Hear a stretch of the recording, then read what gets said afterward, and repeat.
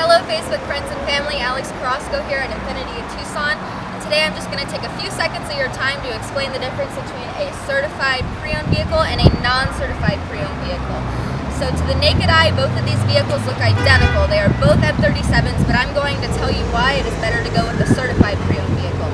And that is because with the certified pre-owned vehicle, you can get up to 2 years or unlimited miles up on your warranty, whereas with this one you cannot. Also, the certified pre-owned vehicle goes through twice the inspection this non-certified pre-owned vehicle would.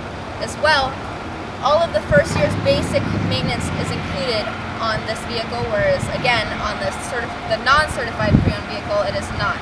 So if you're like me and you'd be interested in learning a lot more about why you should go with a certified pre-owned vehicle, please feel free to stop by at INFINITI of Tucson anytime and ask for Alex Carrasco, and I would love to spend the time with you guys to explain why a certified pre-owned vehicle is the way to go. Hope to see you soon. Thanks.